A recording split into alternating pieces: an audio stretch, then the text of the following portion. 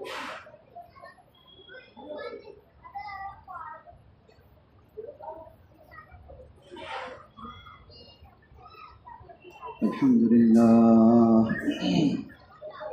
لله نحمده ونستعينه ونستغفره ونؤمن به ونتوكل عليه ونعوذ بالله من شرور أنفسنا ومن سيئات أعمالنا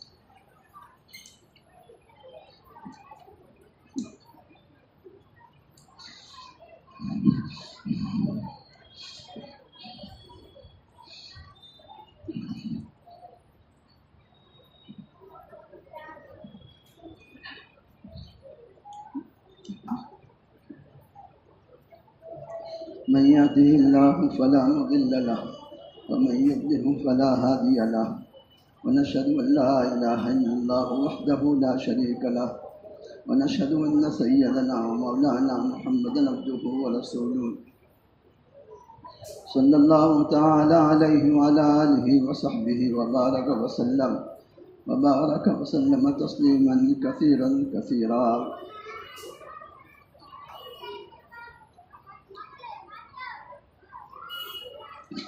أما بعد فأعوذ بالله من الشيطان الرجيم. بسم الله الرحمن الرحيم. والعصر إن الإنسان لفي خسر إلا الذين آمنوا وعملوا الصالحات وتواصوا بالحق وتواصوا بالصبر.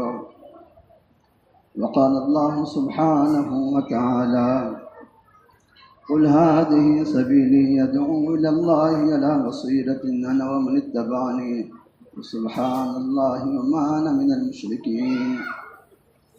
وقال الله سبحانه وتعالى كنتم خير الناس تأمرون بالمعروف وتنهون عن المنكر وتؤمنون بالله. وقال النبي صلى الله تعالى عليه وسلم من رأى منكم منكرا فليغيره بيده فإن لم يستطع فبلسانه فإن لم يستطع فبقلبه وذلك أضعف الإيمان. وعن درة ابنة أبي لهب رضي الله عنها قام رجل إلى النبي صلى الله عليه وسلم وهو على المنبر فقال يا رسول الله أي الناس خير؟ قال خير الناس أقرأهم وأتقاهم وآمرهم بالمعروف وأنهاهم عن المنكر وأوصلهم للرحم. وقال النبي صلى الله تعالى عليه وسلم لغدوة أو روحة في سبيل الله خير من الدنيا وما فيها أو كما قال صلی اللہ تعالی علیہ وسلم. انتہائی قابل احترام بزرگ دوستوں، دین میں صلابت اور استقامت، صلابت یعنی پختگی اور مضبوطی، دین میں صلابت اور استقامت اور ساری دنیا کے باطل کے مقابلے میں مسلمانوں کا اپنے دین پر چلنے میں خود مختار ہونا اور سارے دنیا کے باطل کا مسلمانوں کے مقابلے میں مغلوب ہونا اور اپنی حاجات اور اپنے مشاکل میں اللہ تبارک تعالیٰ کی قدرت سے استفادہ اور اللہ تبارک تعالیٰ کی نصرت کا ظہور صرف دعوت کی شرط کے ساتھ مشروط ہے. اگر مسلمان اپنے دین کی دعوت پہ نہیں ہیں، مسلمان اپنے دین کی دعوت پہ نہیں ہیں، تو سارے انفرادی اعمال کے باوجود یہ باطل کے مقابلے میں مغلوب ہو کر رہے گا. اگر مسلمان دین کی دعوت پہ نہیں ہے تو سارے انفرادی اعمال کے باوجود یہ اپنے دین کے مقابلے میں مغلوب ہو کر رہے گا، کیونکہ میرے دوستوں بزرگوں یہ بات اچھی طرح سمجھنا چاہیے، باطل کے مقابلے میں غیبی نصرتوں کا ظہور اور نزول، باطل کے مقابلے میں غیبی نصرتوں کا ظہور اور نزول یہ انفرادی اعمال کے ذریعے کبھی نہیں ہوگا۔ انفرادی اعمال نہ عمومی ہدایت کا ذریعہ ہے، انفرادی اعمال نہ عمومی ہدایت کا ذریعہ ہے، نہ اللہ تبارک تعالیٰ کی مدد و نصرت کے ظہور کا ذریعہ ہے، نہ باطل کے مقابلے میں اپنے دین پر استقامت کا ذریعہ ہے، اور نہ باطل کے مقابلے میں 100% دین پر چلنے کی استعداد پیدا کرنے کا ذریعہ ہے۔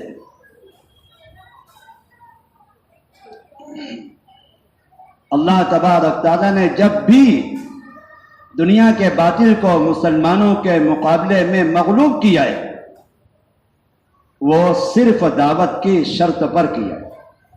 یا ایھا الذین آمنوا ان تنصروا اللہ ینصرکم۔ اگر مسلمان اپنے دین کی نصرت پر ہے، نصرت اپنی ذات سے دین پر چلنے کو نہیں کہتے، نصرت اپنی ذات سے دین پر چلنے کو نہیں کہتے ہیں۔ مولانا محمد الیاس صاحب رحمۃ اللہ علیہ فرماتے تھے، اپنی ذات سے 100% دین پر چلنے والا دیندار ہے لیکن دین کا مددگار نہیں ہے۔ اپنی ذات سے 100% دین پہ چلنے والا، اس کو دیندار کہا جائے گا لیکن دین کا مددگار نہیں ہے۔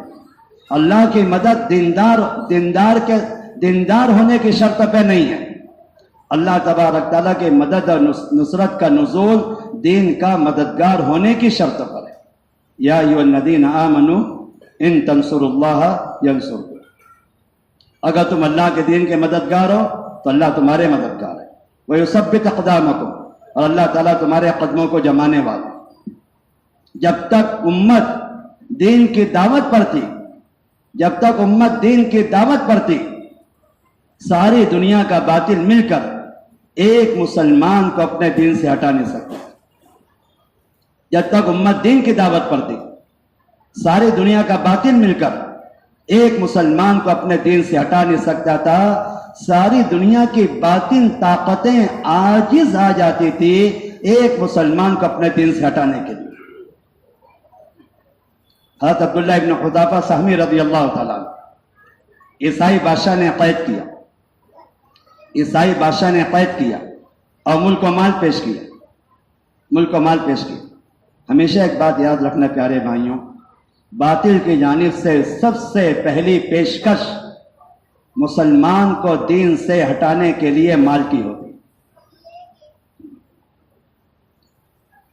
باطل کی جانب سے مسلمان کو اپنے دین سے ہٹانے کے لیے سب سے پہلی پیشکش مال کی ہوتی ہے۔ جو باطل کے مال کو قبول کر لیتے ہیں وہ اللہ کے دین سے بھی محروم ہو جاتے ہیں اور اللہ کی نصرت سے بھی محروم ہو جاتے ہیں۔ جو باطل کے مال کو قبول کر لیتے ہیں وہ اللہ تبارک تعالیٰ کے دین سے بھی محروم ہو جاتے ہیں اور اللہ کی نصرت و مدد سے بھی محروم ہو جاتے ہیں۔ اور جو باطل کے پیشکش کو ٹھکرا دیتے ہیں، باطل کے مال اور باطل کی ہدایہ ان کو ٹھکرا دیتے ہیں، اللہ تبارک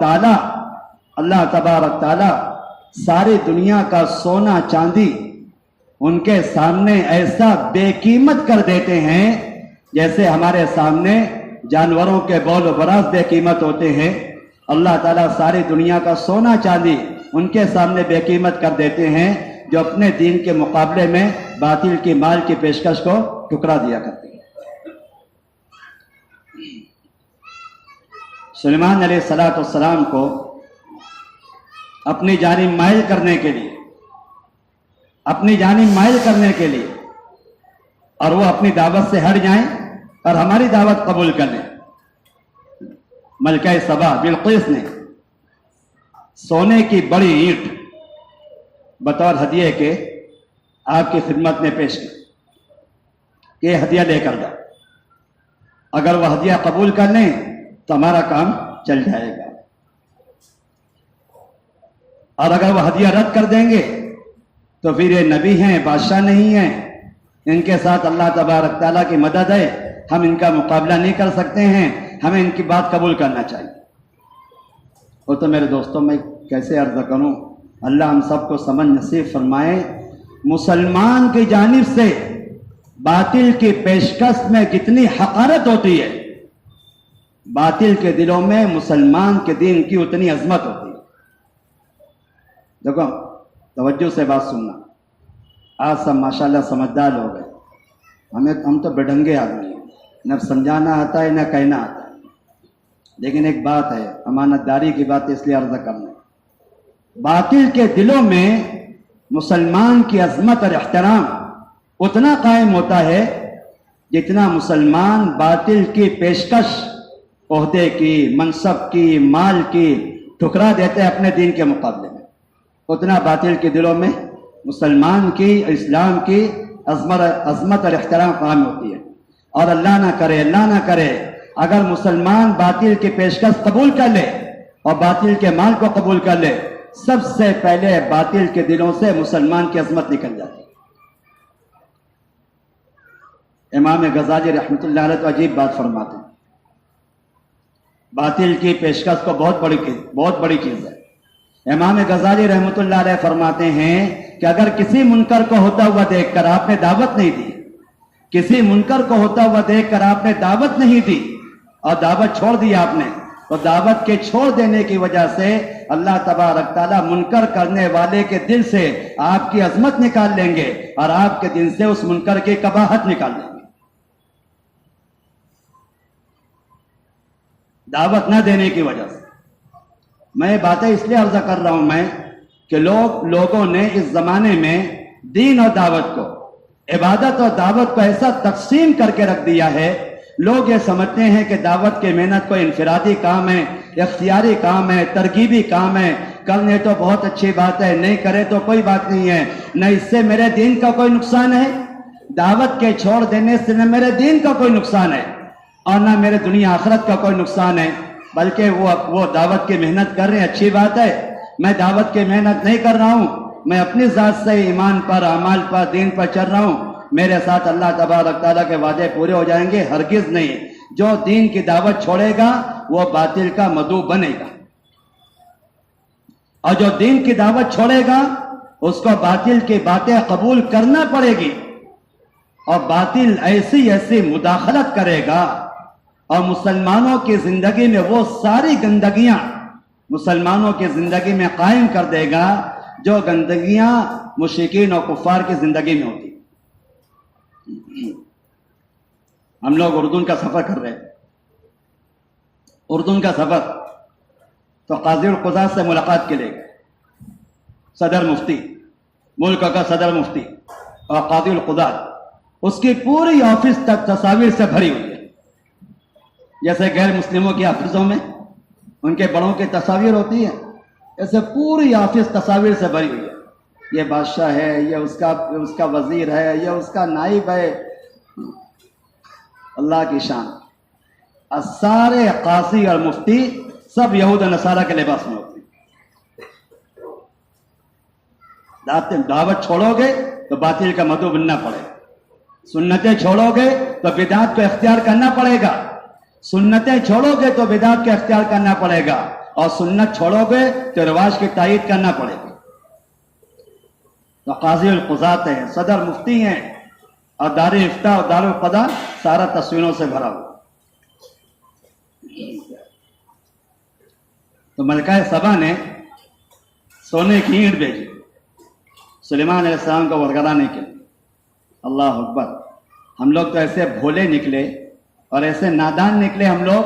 اگر باطل, اس زمانے کا باطل مسلمانوں پر کوئی مدد پیش کرتا ہے, کوئی پیشکش کرتا ہے, تو مسلمان سمجھتے ہیں اللہ کی مدد آ رہی ہے. دیکھو بھائی, حاکم وقت ابھی مسلمانوں کے مقابلے میں نرم دل ہو گیا ہے. اب تو یہود و نصارہ بھی مسلمان کی مدد کرنے لگے ہیں. اب تو مشرکین اور کفار بھی مسلمانوں کے مقابلے میں نرم پڑ گئے ہیں, وہ بھی مسلمانوں کی مدد کرنے لگے ہیں. میرے دوستوں بزرگوں, مسلمان کا اللہ کے غیر کی مدد قبول کرنا اپنے آپ کو اللہ کی مدد سے محروم کرنا ہے. مسلمان کا اللہ کے غیر کی مدد قبول کرنا، اپنے آپ کو اللہ کی مدد سے محروم کرنا ہے۔ جو اللہ تبارک تعالیٰ مسلمانوں کی مدد کرنے میں فرشتوں کا محتاج نہیں ہے، اس اللہ کے لیے مسلمانوں کی مدد کرنے میں مشرکین و کفار کی کیا ضرورت ہے؟ جو اللہ مسلمانوں کی مدد کرنے میں فرشتوں کا محتاج نہیں ہے، اس اللہ تبارک تعالیٰ کو مسلمانوں کی مدد کرنے میں مشرکین و کفار کی کیا ضرورت ہے؟ تو سونے کی اینٹ لے کر چلیں سلیمان علیہ السلام کو بہکانے کے لیے اور آپ کو اپنی جانب مائل کرنے کے لیے، اور یہ آزمانے کے لیے کہ نبی ہیں کہ بادشاہ ہے، ہماری دعوت قبول کریں گے یا ہماری دعوت کو ٹھکرا دیں گے۔ اللہ اکبر۔ سلیمان علیہ السلام کے دل میں ان کے مال کی ایسی بے قیمتی اور ایسا گھٹیا پن ان کے مال کا، ان کے طلب کا ان کے دل کے اندر موجود ہے۔ اللہ تبارک تعالیٰ نے اس پیشکش کو رد کرنے پر اور اس پیشکش کی حقارت پر اللہ نے ساری دنیا کا سونا چاندی سلیمان علیہ السلام کے لیے مسخر کر دیا۔ جنات کو حکم دیا کہ زمین کے اندر جتنا سونا ہے سب باہر نکالو، ساری زمین سونے کی بنا دی گئی، اور جانوروں کو حکم دیا گیا، جانوروں انسانوں کو حکم دیا گیا کہ اپنے گائے بیل اور بھینس لے کر سونے چاندی کی زمین پر چلو، ان کو چلاؤ پھراؤ تاکہ پیشاب پاخانہ سونے چاندی کی زمین پر کرے۔ اللہ اکبر۔ سونا چاندی کی زمین کس کے لیے؟ گائے اور بیل بھینس کے پیشاب پاخانے کے لیے۔ لوگ دعوت کی حکمتیں کھولنے کے لیے لوگ مطالعہ کرتے ہیں، ایک دوسرے سے پوچھتے ہیں کہ بتاؤ دعوت کی حکمت کیسے کھلے، دعوت کی حکمت کیسے کھلے۔ اللہ تبارک تعالیٰ دعوت کی حکمتیں دو شرطوں پر کھولتے ہیں، ایک اپنے دین پر استقامت کے لیے مجاہدے پر، ایک اپنے دین کے لیے استقامت کے لیے مجاہدے پر، اور دوسرا اللہ تبارک تعالیٰ کو راضی کرنے کے لیے سارے باطل کی پیشکش اور مدد کو ٹھکرانے پر۔ اس میں اللہ پاک حکمتیں کھولتے ہیں۔ سلیمان علیہ السلام نے ساری زمین سونے کی بنا دی، اور جتنی بڑی اینٹ لے کر آ رہے تھے اتنی بڑی زمین، خالی جگہ ان کے راستے میں کھلی رکھی، جس راستے سے وہ آ رہے سونے کی اینٹ لے کر۔ اب جب سلیمان علیہ السلام کے قریب آ کر دیکھا، اوہو یہاں تو سارا میدان ہی سونے کا ہے، سارا میدان ہی سونے کا ہے۔ اب گھبرا گئے کہ ہم تو سونے کی اینٹ لے کر ان کو گمراہ کرنا چاہتے ہیں اور ان کا امتحان لینا چاہتے ہیں، یہاں تو ساری زمین سونے کی ہے۔ اور جب وہ دیکھا کہ ہمارے راستے میں بالکل اتنی خالی جگہ ہے جتنا سونے کی اینٹ لے کر آ رہے ہیں، تو ان کے دل میں خیال پیدا ہوا کہ اگر یہ سونے کی اینٹ لے کر جائیں گے تو لوگ سمجھیں گے یہیں سے چرا جائے، اتنا ہی حصہ خالی کہ لوگ سمجھیں گے یہیں سے، یہاں تو سارا میدان سونے کا بنا ہوا ہے اور لوگ سمجھیں گے یہیں سے چرایا ہے، تو جلدی سے وہ سونے کی اینٹ بھی وہیں پھینک دی۔ میں نے ایک بات عرض کی پیارے بھائی، ہر زمانے میں باطل مسلمانوں پر سب سے پہلے مال پیش کرے گا۔ حضرت حذیفہ رضی اللہ تعالیٰ عنہ، عبداللہ ابن حذیفہ سہمی رضی اللہ عنہ کو بادشاہ نے سب سے پہلے مال پیش کیا کہ اپنی آدھی سلطنت تمہارے حوالے کر دیں گے اور اپنی بیٹی سے تمہارا نکاح کرا دیں گے۔ حضرت عبداللہ نے ساری پیشکش ٹھکرا دی، نہ تمہارے مال کی لالچ ہے اور نہ تمہاری بیٹی کی کوئی طلب ہے، نہ تمہارے مال کی لالچ ہے نہ تمہاری بیٹی کی کوئی طلب ہے۔ تو طاغیہ عیسائی بادشاہ کہنے لگا پھر تو ہم تمہیں قتل کر دیں گے۔ کہ ہاں ضرور قتل کرو، افعل ما بدا لک، جو چاہے وہ کرو، ہم تو اپنی جان لیے پھرتے ہیں اللہ تبارک تعالیٰ کے راستے میں شہادت کے مواقع تلاش کرتے ہوئے۔ وہ تو میرے دوستوں میں کیا عرض کروں میں، مولانا الیاس صاحب رحمۃ اللہ علیہ فرماتے تھے صحابہ کی نظروں میں اللہ کا دین ان کی جان اور مال سے زیادہ قیمتی تھا، اس لیے اللہ کا دین سارے عالم میں پھیل گیا۔ صحابہ کی نظروں میں اللہ کا دین ان کی جان و مال سے زیادہ قیمتی تھا، اس لیے اللہ کا دین سارے عالم میں پھیل گیا۔ اس زمانے کے مسلمانوں کی نگاہ میں اپنی جان و مال اللہ کے دین سے زیادہ قیمتی ہو گیا، اس لیے مسلمانوں کی زندگی میں بھی دین باقی نہیں رہا۔ علاقے کے علاقے مرتد ہو گئے، علاقے کے علاقے مرتد ہو گئے، اور اسلامی حکومت، مسلمان بادشاہ، سارے باشندے مسلمان، لیکن یہود و نصارہ کے ایسے غلام بنے ہوئے ہیں، یہود و نصارہ کے ایسے غلام بنے ہوئے ہیں کہ اپنی عبادت گاہوں میں اور اپنی ممالک کے اندر وہ سنتوں پر چل بھی نہیں سکتے، اپنی عبادت گاہوں میں اور اپنے ممالک میں، اپنی حکومت میں سنتوں پہ چل بھی نہیں سکتے ہیں۔ دعوت کے چھوڑ دینے کی وجہ سے انہیں باطل کا غلام بننا پڑا، دعوت کے چھوڑ دینے کی وجہ سے انہیں باطل کا غلام بننا پڑا۔ ہم تو حیران ہو گئے، ہم سعودیہ میں تھے، سعودیہ میں اللہ اکبر، عجیب حال ہے۔ اسلامی ملک ہے، جو علاقہ مکہ اور مدینہ دین اور دعوت کی بنیاد پر دنیا میں ظہور میں آئے ہیں، جو علاقے دین اور دعوت کی بنیاد پر دنیا میں قائم کیے گئے ہیں، ان علاقوں میں آپ اللہ کی بات نہیں کر سکتے، اللہ کی قدرت کے تذکرے نہیں کر سکتے، کسی کو دعوت نہیں دے سکتے، اللہ کی نسبت پہ مجمع جمع نہیں کر سکتے ہیں، حق بات بول نہیں سکتے ہیں۔ اللہ اکبر۔ لوگوں نے بتایا ان علاقوں کی جیلوں میں 3000 بے قصور علماء جیل میں زندگیاں کاٹ رہے ہیں۔ کتنے علماء؟ 3000۔ کیا جرم ہے ان کا؟ کہ انہوں نے منکر کے خلاف بولا ہے، انہوں نے دعوت دی ہے حکومت کو اور کسی مسلمان کو گناہ کرتے ہوئے دیکھ کر اس منکر کے خلاف دعوت دی ہے، اور کسی معروف کو توڑتا ہوا دیکھ کر اس معروف کے پورا کرنے کی دعوت دی ہے۔ اس جرم میں 3000 علماء جیلوں کے اندر زندگیاں کاٹ رہی ہیں، اور کب واپس آئیں گے اس کی کوئی امید بھی نہیں ہے۔ کیا وجہ ہے؟ کہ مسلمان نے دعوت چھوڑی۔ حضرات صحابہ کو اپنے دین پہ جو استقامت تھی، اور ساری دنیا کا باطل جو صحابہ کے مقابلے میں مغلوب تھا، اور ساری دنیا کا باطل جو مسلمانوں کے مقابلے میں ذلیل تھا، اس کی سب سے بڑی وجہ تھی کہ صحابہ اپنے دین کے داعی تھے۔ حضرت عبداللہ کہنے لگے کوئی حرج کی بات نہیں ہے، افعل ما بدلک، جو چاہے وہ کر لو، آپ چاہے جان لے لو، تمہارے نگاہوں میں شراب جتنی قیمتی ہے اس سے زیادہ ہمارے نگاہ میں شہادت قیمتی ہے۔ شراب کی جتنی عظمت اہمیت ہے تمہارے نگاہوں میں، اس سے زیادہ ہمارے نگاہوں میں اللہ کی نسبت پر جان دینا قیمتی ہے۔ لوگ اپنی جان بچانے کے لیے گھروں میں بیٹھتے ہیں، ہم اپنی جان کھپانے کے لیے اللہ کے راستے میں پھرتے ہیں۔ جان کھپانا ہے اللہ کے دین کی نسبت پر، جان کھپانے کے لیے اللہ کے راستے میں پھرتے ہیں۔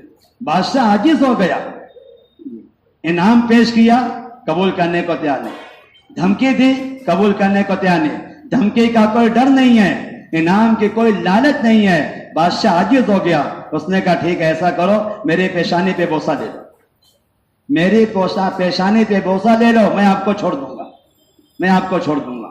میرے دوستوں بزرگوں، میں آپ سے ایک بات عرض کرتا ہوں، اچھی طرح ایک بات سمجھ لینا۔ اگر مسلمان دعوت چھوڑ دے گا تو انسانی ہمدردی اور اخوت بھی ختم ہو جائے گی۔ انسانی ہمدردی، مسلمان اگر دعوت چھوڑ دے گا تو انسانی ہمدردی بھی ختم ہو جائے گی۔ مسلمان بھی غیروں کی طرح اپنے نفع اور اپنے نقصان کی فکر کرے گا، جس طرح دنیا کی قومیں اپنے نفع نقصان کی فکر کرتی ہے۔ کیا وجہ ہے؟ مسلمان نے دعوت چھوڑی۔ جب تک مسلمان دعوت پر رہے گا وہ اپنے دین کی حفاظت کے ساتھ ساتھ پوری امت کی حفاظت کی فکر میں لگا رہے گا۔ تو بادشاہ نے کہا میں آپ کو چھوڑ دوں گا۔ کہنے لگے مجھے اکیلوں کو نہیں، میرے سارے ساتھیوں کو چھوڑ دو۔ اگر میرے سارے ساتھیوں کو چھوڑنا چاہتے ہو تو میں تمہاری پیشانی کو بوسہ لینے کے لیے تیار ہوں، اور اگر تم میرے ساتھیوں کو نہیں چھوڑو گے تو مجھے بھی یہ رہائی منظور نہیں ہے۔ بادشاہ نے کہا میں سب کو چھوڑ دوں گا۔ اس کے پیشانی پہ بوسہ لیا. بادشاہ نے سب کو چھوڑ دیا. بڑی ذلت حقارت ہو رہی تھی, بڑی ہی کراہت ناگواری ہو رہی تھی اس کے پیشانی کا بوسہ لیتے ہوئے. لیکن سارے ساتھی چھوڑ گئے, مدینہ منورہ پہنچے ہیں. حضرت عمر ابن خطاب کے سامنے بات پیش کی گئی. حضرت عمر کہنے لگے سارے مسلمانوں پہ حق ہے کہ عبداللہ کی پیشانی کا بوسہ دے. وانا ابدا, اور میں شروعات کرتا ہوں. اس کراہت ناگواری کو اللہ نے ایسی عزت سے بدل دیا. دو بنیادیں, ایک اپنی دعوت, اپنے دین کی دعوت, اور دوسرا پوری امت کی خیرخواہی کی فکر. میرے دوستوں بزرگوں, اللہ تبارک تعالیٰ کی ایسی سنت ہے اور اللہ تبارک تعالیٰ کا ایسا نظام ہے کہ مسلمان جب تک دین کی دعوت پر رہے گا اللہ تعالیٰ ہدایت کے ایسے بہانے بڑھا دیں گے جو نہ بولنے والے بت ہیں. آپ دیکھو قرآن میں جگہ جگہ بتوں کے تعلق سے ملے گا, لا ینطقون, یہ بول نہیں سکتے. نہ بولنے والے بتوں کو اللہ پاک ہدایت کا ذریعہ بنا دیں گے, کیونکہ مسلمان اپنے دین کی دعوت پر. نہ بولنے والے بتوں کو اللہ تعالیٰ ہدایت کا ذریعہ بنائیں گے. جو بت بول نہیں سکتے ہیں ان کے اندر سے ہدایت کی آوازیں نکلے گی. ایک صحابی کہتے ہیں اسلام لانے سے پہلے میں اپنے بت کے سامنے پڑا رہتا تھا. اس بت میں ایک جن آتا تھا, جن, اس کا نام تھا انیس اس کا نام تھا. یہ انیس آ کر اس کے اندر سے چیختا تھا, چلاتا تھا, آواز نکالتا تھا. تو صحابی یہ سمجھتے تھے بت بول رہا ہے اور اس کی پوجا کرتے رہتے تھے. جب اسلام آ گیا, نبی کریم صلی اللہ علیہ وسلم ظاہر ہو گئے اور آپ نے دعوت پیش کی اور دعوت دنیا کے اندر عام ہو گئی, تو اللہ نے نہ بولنے والے بتوں کو ہدایت کا ذریعہ بنا دیا. اب جب یہ صحابی اسلام لانے سے پہلے اپنے بت کے سامنے سجدہ کرنے لگے تو وہ انیس اندر سے کہنے لگا ہلاک الانیس وعاش اہل المسجد, ارے انیس تو ہلاک ہو گیا اور مسجد کو آباد کرنے والوں کا زمانہ آ گیا. انیس ہلاک ہو گیا. اب بت کی عبادت چھوڑو, اب تو جا کے مسجدوں میں جاؤ اور اپنی مسجدوں کو آباد کرو. نہ بولنے والے بتوں کو اللہ تعالیٰ نے ہدایت کا ذریعہ بنا دیا. کیا بات ہے بولو, دعوت عام ہے. اور دعوت چھوٹ جائے گی تو دیندار علاقوں میں گمراہی آئے گی. دیندار علاقوں میں گمراہی آئے گی. آپ پوری سعودیہ جا کر دیکھیں, آپ پوری سعودیہ ہوٹلوں میں, کمپنیوں میں,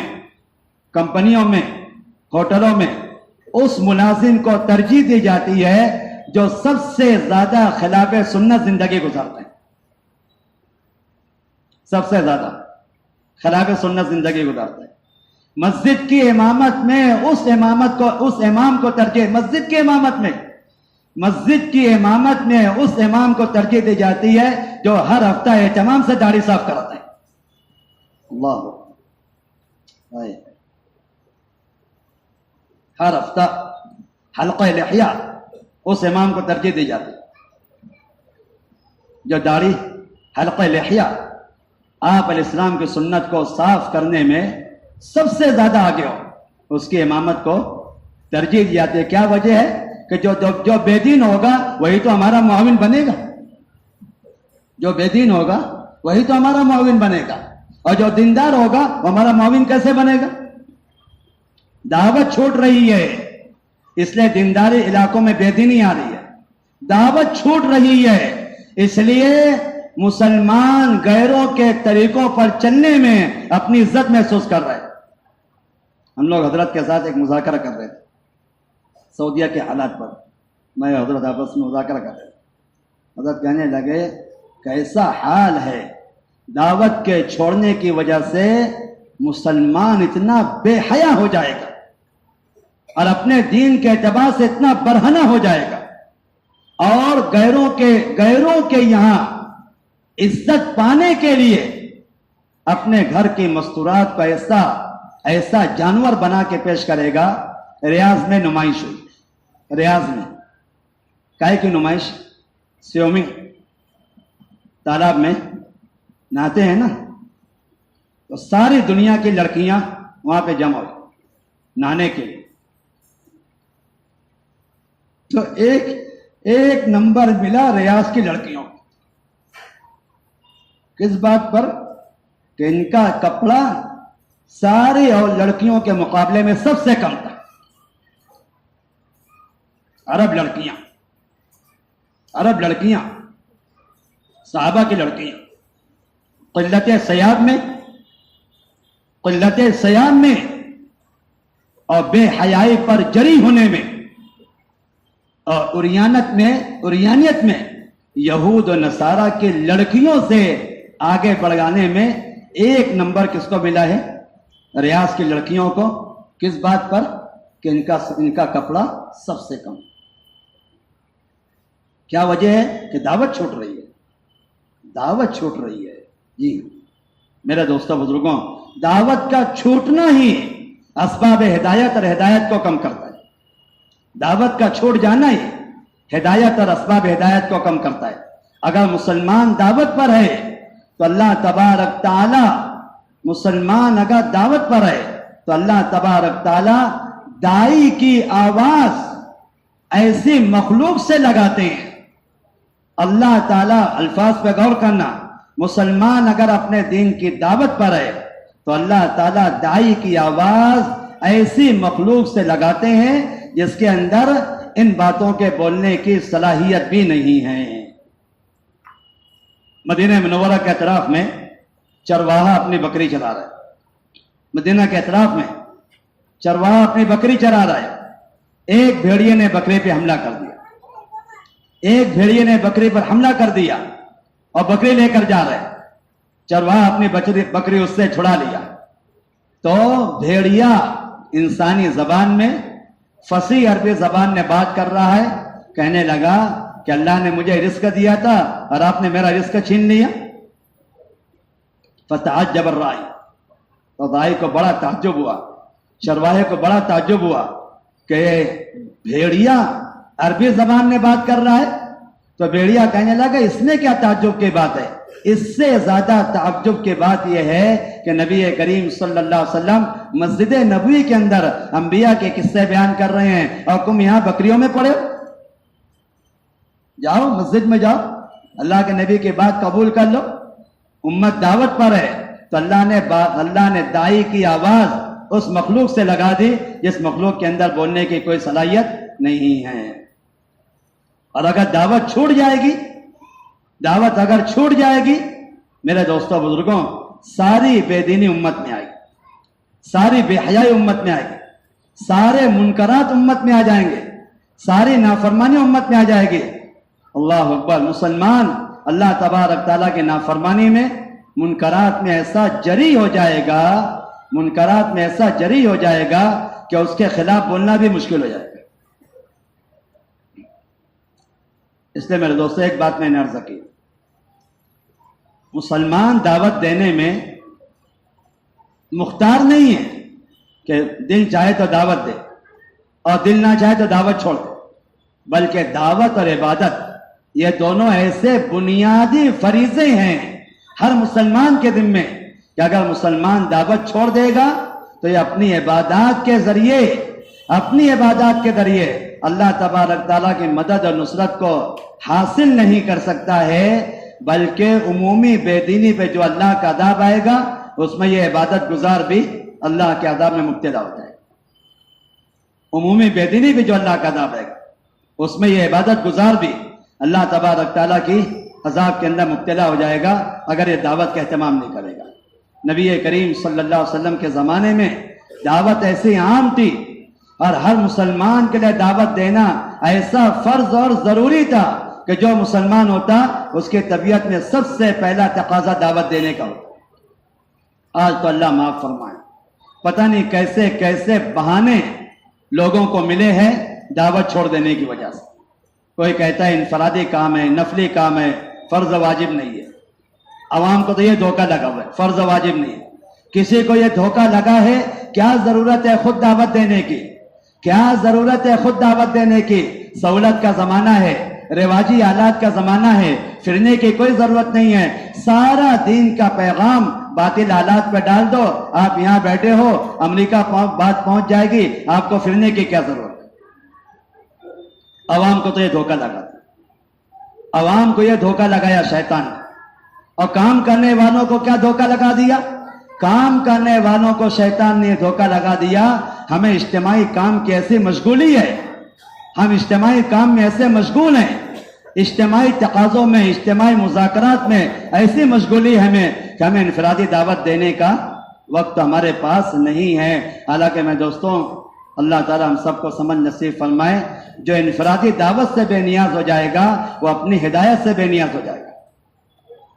انفرادی دعوت سے استغنا ہدایت سے استغنا ہے۔ جو انفرادی دعوت سے بے نیاز ہو جائے گا وہ ہدایت سے بے نیاز ہو جائے گا۔ جو انفرادی دعوت چھوڑ دے گا وہ بڑے بڑے فتنوں کے اندر مبتلا ہو جائے گا۔ نبی کریم صلی اللہ علیہ وسلم کا معمول تھا فتنوں کو دور کرنے کے لیے، بلکہ فتوحات اور غلبے کے زمانے میں اللہ کے نبی ایسی ہی دعوت کا اہتمام کیا کرتے تھے جیسے غربت اور فقر و فاقے کے زمانے میں، قسم و پرسی کے زمانے میں اللہ کے نبی دعوت کا اہتمام کرتے تھے۔ فتوحات کے زمانے میں، غلبے کے زمانے میں، مسلمانوں کی اکثریت کے زمانے میں اللہ کے نبی ایسی دعوت کا اہتمام کیا کرتے تھے۔ اس لیے میرے دوستوں بزرگوں، دو چیزوں کو کما حقہما، دو چیزوں کو کما حقہما لے کر چلنا ہے، دعوت کو اور عبادت کو۔ دعوت کا حق ادا کرتے ہوئے، عبادات کا حق ادا کرتے ہوئے اللہ کی قدرت سے فائدہ اٹھانا ہے۔ اگر دعوت چھوٹ جائے گی تو عبادات پہ اللہ تبارک تعالیٰ کی مدد اور نصرت کا نزول نہیں ہوگا، بلکہ میرے دوستوں بزرگوں، دعوت اگر چھوٹ جائے گی تو ایمان کامل بھی نہیں ہوگا۔ صاف بات ہے۔ ایمان کے کمال کی علامت یہ نہیں ہے کہ ہم بہت لمبے لمبے سجدے کر رہے ہیں۔ ایمان کے کمال کی علامت یہ نہیں ہے کہ ہم بڑا ذکر و تلاوت عبادت میں لگے ہوئے ہیں۔ ایمان کے کمال کی علامت یہ نہیں ہے ہم مسجد مدرسوں کی تعمیر پہ لگے ہوئے ہیں۔ ایمان کے کمال کی علامت یہ نہیں ہے کہ ہم بیواؤں، یتیموں پر، غریبوں پہ خرچ کر رہے ہیں۔ ایمان کے کامل ہونے کی علامت یہ ہے کہ کسی منکر کو ہوتا ہوا دیکھ کر اس منکر سے روکنے کی جس درجے کی محنت کریں گے اس درجے کا ایمان اپنے پاس موجود ہوگا۔ ایمان کے 3 درجے حدیث میں بیان کیے گئے ہیں، اور منکر اور نافرمانی سے روکنے کے 3 درجے۔ ایمان کے 3 درجے حدیث میں بیان کیے گئے ہیں، اور منکر اور نافرمانی سے روکنے کے 3 درجے ہیں۔ سب سے پہلا درجہ، من رآ منکم منکرا فلیغیرہ بیدہ، من رآ منکم منکرا فلیغیرہ بیدہ۔ اللہ تبارک تعالیٰ کی نافرمانی اور منکرات کو ہوتا ہوا دیکھ کر اپنی پوری جان و مال زندگی لگا کر اللہ تبارک تعالیٰ کی نافرمانی اور گناہوں کے ختم کرنے کی محنت کرے، ورنہ دعوت چھوٹ جائے گی تو جس منکر میں دوسروں کو مبتلا دیکھ رہے ہیں اس منکر میں خود مبتلا ہونا پڑے گا۔ آپ جا کر دیکھیں، سارے منکرات، یہود نصارے کے سارے منکرات وہ اسلامی ممالک میں موجود ہیں۔ ہم لوگ اردن میں تھے، اردن میں اسکول اور کالج، ٹیچر مسلمان، انتظامیہ مسلمان، سارے اساتذہ مسلمان۔ ہمارے یہاں تو چھوٹی چھوٹی اسکول اور کالج میں بھی عام سے عام ٹیچر اور مدرس اور منتظم اور طالب علم اسکول میں داخل ہوتے وہ سوچتا ہے کہ مجھے اللہ کی حمد کرنی چاہیے، کوئی نہ کوئی حمد پڑھنی چاہیے۔ اسلامی ممالک میں جو اسکول چلتے ہیں وہاں کی شروعات ہوتی ہے عاش الملک، بادشاہ زندہ باد، بادشاہ زندہ باد، صدائیں لگاتے ہیں بادشاہ زندہ باد۔ اللہ کی حمد و ثنا کا کوئی تذکرہ ہی نہیں ہے، اللہ کی حمد و ثنا کا کوئی تذکرہ ہی نہیں ہے۔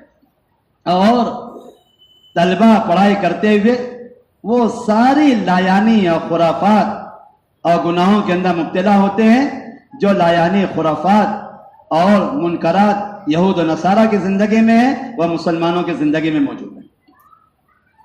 کیا وجہ ہے کہ دعوت چھوٹ گئی؟ میرے دوستوں بزرگوں، میں تو بات عرض کر رہا ہوں میں کہ دعوت اگر چھوٹ جائے گی تو مسلمان کا ایمان کامل نہیں ہے۔ مولانا بدیع عالم صاحب میٹھی نے ترجمان السنہ کی دوسری جلد میں بالکل صاف نقل کیا ہے، اگر کوئی آدمی اتنے لمبے لمبے سجدے کرے اور اتنی کثرت سے سجدے کرے کہ اس کے پیشانی کالی پڑ جائے، پیشانی کالی ہو جائے کثروں کی سجدوں کی طوالت میں اور سجدوں کی کثرت میں، اور روزوں کی کثرت کی وجہ سے ہونٹوں پر خشکی جم جاوے، اور زکوٰۃ کی ادائیگی کا ایسا اہتمام ہو کہ 1 سیکنڈ کی تاخیر نہ ہوتی ہو، اگر یہ دعوت کا اہتمام نہیں کر رہا ہے اور نافرمانی اور منکر کو ہوتا ہوا دیکھ کر اس نافرمانی اور منکر سے نہیں روک رہا ہے تو میرے دوستوں بزرگوں صاف لکھا ہے اس کا ایمان کامل نہیں ہے،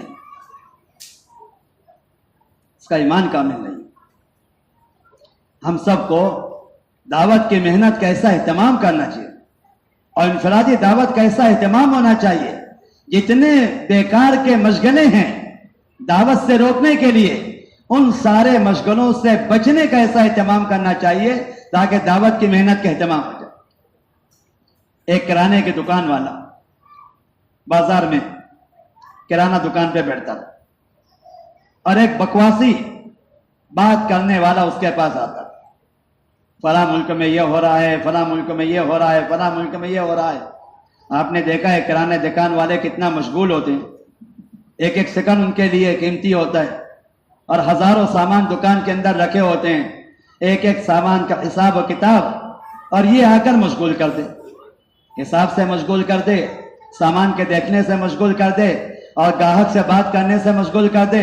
اب پریشان ہو گیا کرانہ دکان والا، کیا کرنا چاہیے؟ ہمارا تو حال عجیب ہے، ہم سے جب کسی دوسری بات کے اندر لگایا جاتا ہے ہم تو دوسری بات میں مشغول ہو کے اصل بات چھوڑ دیتے ہیں، دوسری بات میں مشغول ہو کر اصل بات چھوڑ دیتے ہیں۔ اللہ اکبر! ایک دنیا دار کو اس کی فکر ہوتی ہے کہ مجھے اپنی دکان پہ کام کرتے ہوئے دوسرے کام کے اندر مشغول نہیں ہونا چاہیے۔ اللہ ہمیں معاف فرمائے، گشت کرتے ہوئے، دعوت دیتے ہوئے، مسجد کی آبادی کا عمل کرتے ہوئے، نفر و خروج اللہ کے راستے میں نکلے ہیں اور ایسی ایسی چیزوں کے اندر مشغول ہو جاتے ہیں جس کا کام سے کوئی تعلق ہی نہیں ہے۔ لوگ مسائل کو حل کرنے کے لیے خروج چھوڑ دیتے ہیں، مسائل کو حل کرنے کے لیے خروج چھوڑ دیتے ہیں۔ مسائل کو حل کرنے کے لیے خروج چھوڑ دینا ایسے ایسے مسئلوں میں اور ایسے ایسے فتنوں کے اندر مبتلا کر دے گا جس کا حل بھی کسی کو سمجھ میں نہیں آئے۔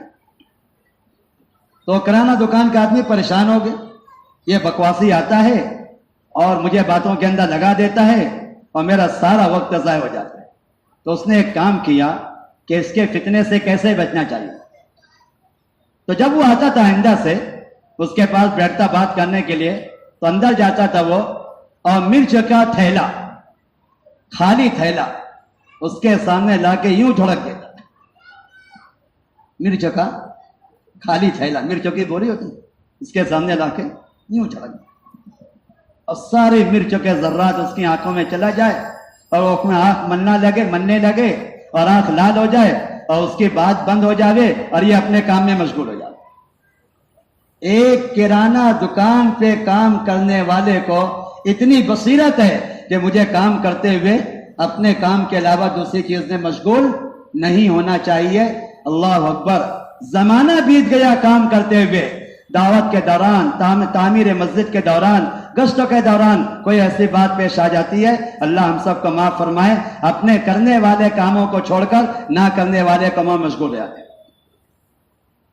میرے دوستوں بزرگوں، ایک بات یہ ہے کہ ہمارا سارا مجمع یہ طے کرے کہ ہم لوگ انفرادی دعوت کا اہتمام کریں گے نہیں۔ اللہ تبارک تعالیٰ کی ایسی مدد اور نصرتیں آتی ہے جس کا اندازہ نہیں ہو سکتے، اور اگر دعوت چھوڑ جائے گی ایسا حال ہوگا جس کا تصور نہیں کر سکتے۔ میں نے عربوں سے مذاکرہ کیا، سعودیہ کے عربوں سے مذاکرہ کیا کہ آپ کے نوجوان بچے، یہ نوجوان یہ سارا دن موبائل میں لگے رہتے، سارا دن ساری رات موبائل کے اندر لگے رہتے، ان کی زندگیاں خرافات میں گزر رہی ہے، آپ ان کو منع کیوں نہیں کرتے؟ تو عرب کہنے لگے ہم کیا بتائیں، ہم کیا لگائیں، ہم کیا بتائیں آپ کو، گھروں مسجد والے اعمال گھروں کے اندر نہیں ہیں، مسجد والے اعمال گھروں میں نہیں ہے اور گھر مسجد والے اعمال سے خالی ہے، یہود و نصارہ کی چیزوں سے مزین ہے۔ ہم اگر اپنے بچوں کو کسی منکر پر منع کرتے ہیں ہماری بیویاں ہماری مخالفت کرتی ہیں، ہم اگر اپنے بچوں کو کسی منکر سے روکیں تو ہماری بیویاں ہماری مخالفت کرتی ہے کہ رہنے دو، کرنے دو، کیوں منع کر دیں؟ کیا وجہ ہے کہ مسجد والے اعمال گھروں میں نہیں۔ میرے دوستوں بزرگوں، باہر ملکوں میں جا کر دیکھیں گے تو ہمیں اندازہ ہوگا کہ دعوت کی محنت اللہ کی کتنی عظیم نعمت ہے، دعوت کی محنت اللہ کی کتنی عظیم نعمت ہے، گشتوں کی محنت اللہ تبارک تعالیٰ کا کتنا بڑا انعام ہے، سالانہ ماہانہ خروج اللہ تبارک تعالیٰ کی کتنی بڑی نعمت ہے، ورنہ یہود و نصارہ ایسے چھائے ہوئے ہیں اسلامی ملکوں پر، ایسے چھائے ہوئے ہیں، اور مسلمان حکما کو ایسا غلام بنایا ہوا ہے کہ مسلمان حاکم اپنی حکومت میں یہود نصارہ کے پوچھے بغیر ایک ذرہ برابر تصرف نہیں کر سکتے، حالانکہ حکومت ان کی ہے، حکومت ان کی ہے، ایک ذرہ برابر تصرف نہیں کر سکتے۔ اور عوام اتنا جری ہو گئی ہے، عوام اتنی جری ہو گئی ہے۔ رمضان کا مہینہ تھا، رمضان کا مہینہ، تراویح عشاء کی نماز کسی مسجد میں، عام طور پہ وہاں نماز اول وقت ہوتی ہیں، تو کسی مسجد میں جلدی نماز سے فارغ ہو گئے تو ملاقاتوں میں گشتوں میں نکل رہے ہیں، سارا بازار بھرا ہوا ہے، ساری دکانیں آباد ہیں، مسجدوں میں نماز پڑھ رہی ہیں۔ تو ہم نے مقامی لوگوں سے پوچھا کہ عجیب بات ہے، فرض نماز مسجد میں ہو رہی ہے، سال میں ایک مرتبہ قرآن شریف کے سننے کا موقع ملتا ہے تراویح کی نماز میں، اس وقت ابھی مسلمان بازاروں میں، گلیوں میں، دکانوں پہ بیٹھے ہوئے ہیں۔ تو وہاں کے لوگ کہنے لگے کہ پہلے ہماری حکومت نماز کے وقت تو دکانیں بند کراتی تھی، لیکن عربوں نے حکومت سے مطالبہ کیا کہ آپ ہماری دکانیں بند کراتے ہو، ہمارا روزانہ کا اتنا نقصان ہو جاتا ہے، ہمارے روزانہ کا اتنا نقصان ہو جاتا ہے، لہذا یہ پابندیاں ختم کرو، جس کی مرضی جو چاہے نماز پڑھے اور جو چاہے نماز نہ پڑھے، جو چاہے نماز کا اہتمام کریں، جو چاہے نماز کا اہتمام نہ کریں۔ فرض نماز مسجد میں ہو رہی ہے، تراویح مسجد میں ہو رہی ہے، اور پورے بازار رمضان کے اندر آباد رہتے ہیں۔ کیا وجہ ہے؟ کہ لوگوں نے دعوت چھوڑی۔ اور میرے دوستوں بزرگوں، دعوت کا قوام، دعوت کی روح، دعوت کا جس کے بغیر کوئی تصور نہیں ہے، وہ نفر اور خروج ہے۔ اللہ تبارک تعالیٰ کے راستے میں نکلنا، دعوت کا اس کے بغیر کوئی تصور نہیں ہے۔ اچھی طرح بات سمجھنی چاہیے۔ اللہ ہم سب کو معاف فرمائے، اللہ مجھے بھی معاف فرمائے، آپ لوگ بھی ہمیں معاف فرمائے۔ اگر نفر اور خروج چھوڑ کر سارے مقامی اعمال کا اہتمام کرتے ہوئے اگر کوئی آدمی اپنے آپ کو داعی سمجھ رہا ہے اور دعوت کی محنت میں ہے تو وہ دھوکے میں لگا ہوا ہے، وہ دھوکے میں لگا ہوا ہے۔ نفر اور خروج کو چھوڑ کر سارے مقامی اعمال کا اہتمام کرنے والا، اس کا دعوت کی محنت سے کوئی تعلق نہیں، دعوت کا کوئی تصور ہی نہیں ہے، اور دعوت کا کوئی وجود ہی نہیں ہے نفر اور خروج کے بغیر۔ حضرت نبی کریم صلی اللہ علیہ وسلم کے زمانے میں 100% صحابہ دین پر تھے اور دین کی محنت پر تھے۔ 100% صحابہ اللہ تبارک تعالیٰ کے راستے میں نکلنے والے تھے۔ جب تک امت نفر اور خروج پر تھی، ہدایت عام ہو رہی تھی۔ جہاں نفر اور خروج ختم ہو گیا، ہدایت ختم ہو گیا۔ نبی کریم صلی اللہ علیہ وسلم کی دو زندگی ہیں، مکی زندگی اور مدنی زندگی۔ آپ علیہ السلام کی دو زندگی ہے، مکی زندگی، مدنی زندگی۔ مکی زندگی 13 سال کی ہے، 13 سال کی زندگی۔ مکی زندگی میں 5 اعمال، علامہ ابن قیم رحمۃ اللہ علیہ نے زاد المعاد میں لکھا ہے، 5 اعمال مکی زندگی میں تھے۔ انفرادی دعوت ہے، تعلیم و تعلم ہے، صبر و تحمل ہے، مخالفین کے ساتھ حسن سلوک ہے، اور سب سے اخیر میں نماز آئی ہے۔ 5 اعمال، 5 چیزیں مکی زندگی میں۔ لیکن نفر اور خروج نہیں تھا۔ 2 جماعتیں صرف نکلی ہے جو مکہ سے حبشہ روانہ ہوئی ہے، لیکن نفر اور خروج نہیں ہے۔ 13 سال کی مکی زندگی میں جن لوگوں نے اسلام قبول کیا ہے، ان کی آخری تعداد ہے 150۔ کتنی تعداد ہے؟ 150۔ 13 سال کی مکی زندگی میں آخری تعداد 150۔ مدنی زندگی نبی کریم صلی اللہ علیہ وسلم کی 10 سال کی زندگی۔ 10 سال کی زندگی میں اللہ کے نبی نے 150 مرتبہ صحابہ کو اللہ کے راستے میں نکالا۔ 10 سال کی مدنی زندگی میں اللہ کے نبی نے 150 مرتبہ صحابہ کو اللہ کے راستے میں نکالا ہے۔ اللہ اکبر! ایسی قربانیاں، ایسے مجاہدے، ایسی مشقتیں صحابہ نے اللہ کے دین کے لیے برداشت کی ہے۔ ان کی قربانیوں پہ اللہ تبارک تعالیٰ نے ان کے انعامات، ان کے ثمرات، ان کی رحمتیں، ان کی برکتیں، ان کا عزت، ان کا احترام آج تک باقی رکھا ہے اللہ نے۔ اردن میں کام کرتے کرتے صحابہ کی قبروں پر گزر ہوا. حضرت زرار ابن اسود رضی اللہ عنہ، ابو عبیدہ ابن جراح رضی اللہ تعالیٰ، ابو درداء رضی اللہ تعالیٰ، عامر ابن وقاص رضی اللہ تعالیٰ، حضرت معاذ ابن جبل رضی اللہ عنہ. حضرت معاذ کی قبر پر جب پہنچے ہیں تو ایسے تھراٹ اور ایسا روب اور ایسا دل کانپ رہا تھا، اللہ اکبر، کھڑے ہونے کی ہمت. میں نے ساتھیوں سے کہا دیکھو حضرت کا یہ جلال موت کے بعد ہے، ان کی حیات میں کتنا جلال ہوگا. ان کا دنیا سے تشریف لے گئے، زمانہ بیت گئے، ان کی قبر پر کھڑے ہونے کی ہمت نہیں ہے. پیر کانپ رہے ہیں آدمی کے، آدمی ان کے قبر پہ کھڑا نہیں ہو سکتا ہے. جس شخصیت کو مرنے کے بعد اللہ نے روب عطا فرمایا ہو اور ایسی عظمت و جلال اللہ نے عطا فرمایا ہو، جب وہ دنیا کے اندر حیات تھے اللہ نے ان کو کیسا روب عطا فرمایا ہوگا. نبی کریم صلی اللہ علیہ وسلم نے کسی صحابی کو چھوڑا نہیں ہے. آپ نے کسی صحابی کو مستثنا نہیں کیا کہ تمہیں اللہ کے راستے میں چلنے پھرنے کی کوئی ضرورت نہیں ہے، اپنے مقام پہ رہ کے اپنے اعمال کرتے رہو. 10 سال کی مدنی زندگی میں اللہ کے نبی نے 150 مرتبہ صحابہ کو اللہ کے راستے میں نکالا ہے. عام طور پر جو صحابہ کے حصے میں خروج آیا ہے وہ کتنا آیا ہے؟ سالانہ 6 سے 7 مہینے. ایک صحابی کی زندگی میں کتنا خروج آیا ہے؟ 6 سے 7 مہینے. اس لیے آپ سن لو، آپ ہمارے حضرت ابھی کہنے لگے، اس سے پہلے بھی کہہ رہے ہیں، مولانا الیاس صاحب کے زمانے سے بات چل رہی ہے. حضرت اس مرتبہ کہنے لگے میں ساری دنیا کے پورے عالم کے لوگوں سے کہہ رہا ہوں اپنے ممبروں سے چلے کی تشکیل ختم کرو. سارے عالم کو مخاطب کر کے میں کہہ رہا ہوں اپنے ممبروں سے چلے کی تشکیل ختم کرو.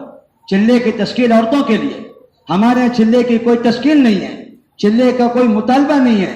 چلہ اس لیے قبول کر لیتے ہیں کہ ہمارے ماحول میں آ کر 4 مہینہ کر دے، ورنہ ہماری محنت میں چلے کی کوئی تشکیل نہیں. میاں جی محراب رحمۃ اللہ علیہ ساری زندگی کہتے کہتے دنیا سے رخصت ہو گئے. اللہ غری کے رحمت فرمائیں. ساری زندگی کہتے کہتے رخصت ہو گئے کہ مولانا الیاس صاحب رحمۃ اللہ پوری زندگی کہا کرتے تھے 4 مہینے سے کم کی تشکیل نہ کرنا. میرے دوستوں، اگر جان و مان زندگی اللہ کے دین پہ نہیں لگے گا، خواہشات پہ لگے گا، منمانی پہ لگے گا، اپنی ضرورتوں کے پورا کرنے پہ لگے گا، یہ سب سے زیادہ اللہ کو ناراض کرنے کا ذریعہ ہے. اور جب اللہ ناراض ہو جاتے ہیں نا، اللہ ہم سب کی حفاظت فرمائے. جب اللہ ناراض ہو جاتے ہیں بعض مرتبہ ایسی پکڑ ہوتی ہے جو دوسروں کے لیے عبرت کا ذریعہ بن جاتی ہے. ایک ڈاکٹر دماغ کا ایسا ماہر کہ کتابوں کے اندر لکھا ہے کہ آج تک دنیا کی تاریخ میں دماغ کے امراض میں اتنی مہارت کسی نے حاصل نہیں کی. دماغ کے تہ میں اترا ہوا ڈاکٹر، ایسا ماہر. ایک ہی بیٹا اس کا، جس کے لیے باپ سارا مال اور ساری جائیداد جمع کر رہا اپنے بیٹے کے لیے، لوگوں کے ساتھ ظلم و ستم، اپنے مال کو دین سے بچا کر، دعوت کے تقاضوں سے بچا کر، اللہ کے دین کے تقاضوں سے بچا کر اپنے مال کو جمع کرنا صرف اس لیے کہ میرا بیٹا مستقبل بہترین زندگی گزارے. اللہ کی شان. اپنے ہاسپٹل میں بیٹھا ہوا تھا، ایک آدمی تیز رفتار گاڑی چلاتا ہوا اس کے ہاسپٹل پہ پہنچا. کہنے لگا ڈاکٹر صاحب جلدی چلیے، ایک نوجوان لڑکے کا ایکسیڈنٹ ہو گیا ہے اور میں اس کو راستے سے اٹھا کر آیا ہوں، میں اس کے دماغ میں چوٹ لگی ہے، آپ جلدی سے چل کے اس کا علاج کرائیں. ڈاکٹر نے کہا 5 لاکھ روپیہ ٹیبل پہ رکھو، اس کے بغیر میں علاج کرنے والا نہیں. ایک بات یاد رکھنا، جو لوگ کسی کی مجبوری سے ناجائز فائدہ اٹھاتے ہیں اللہ تعالیٰ ان کی زندگیاں بدتر سے بدتر کر دیتے ہیں. جو لوگ کسی کی مجبوری سے ناجائز فائدہ اٹھاتے ہیں، اللہ اکبر. اس نے کہا کہ اتنا پیسہ آپ ٹیبل پہ رکھیں، اس کے بغیر میں علاج نہیں کروں گا. وہ آدمی نے کہا ڈاکٹر صاحب یہ جو مریض ہے یہ میرا کوئی رشتہ دار نہیں ہے، میرا کوئی دوست نہیں ہے، میرا کوئی پہچان والے نہیں ہے. بات یہ ہے کہ بیچارہ سڑک پہ پڑا تھا اور سر سے خون بہ رہا تھا، دماغ پہ چوٹ لگی تھی اور میرے دل میں ہمدردی اٹھی، میں اس کو لے کر آیا.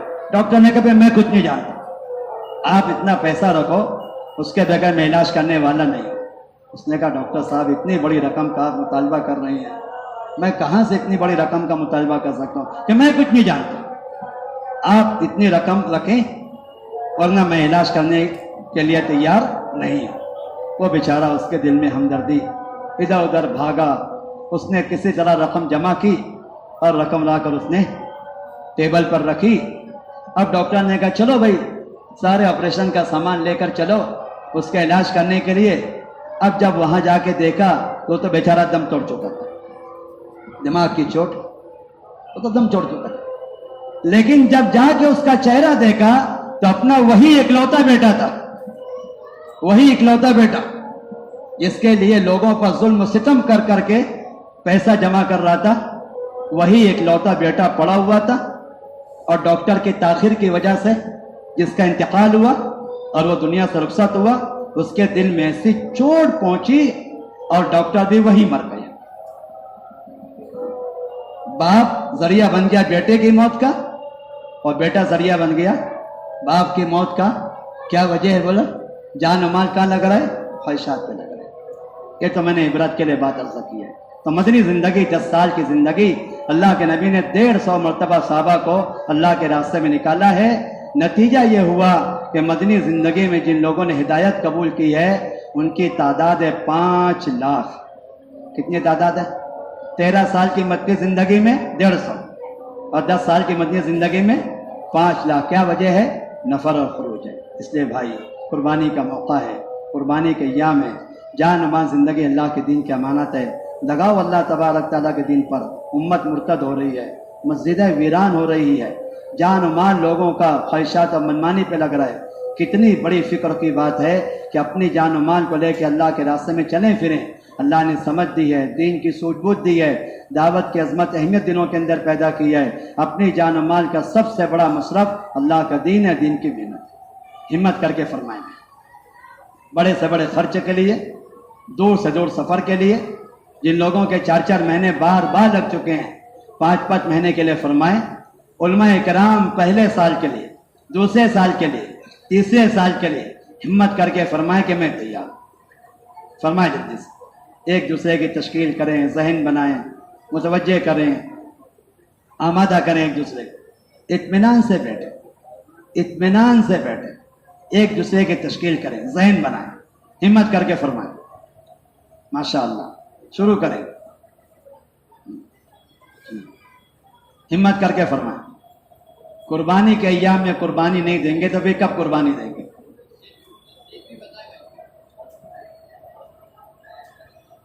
فرمائیں, فرمائیں اور فرمائیں اور ہمت کریں اور ارادے فرمائیں.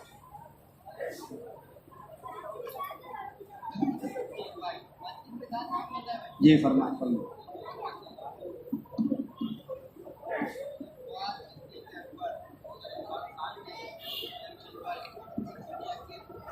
جی فرمائیں. علماء فرمائیں پہلے سال کے لیے, دوسرے سال کے لیے, تیسرے سال کے لیے. عوام فرمائیں, عام ساتھی, عام سے عام ساتھی فرمائیں. 4 مہینے کے لیے, چلوں کے لیے فرمائیں.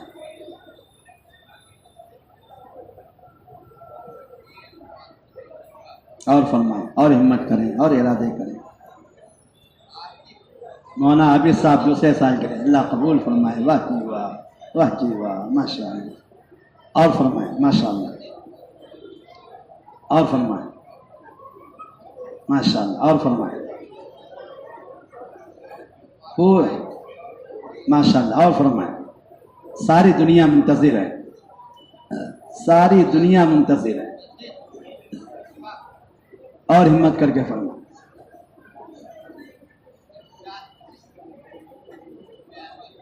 اور ہمت کریں اور ارادے فرمائیں اور فرمائیں اور فرمائیں.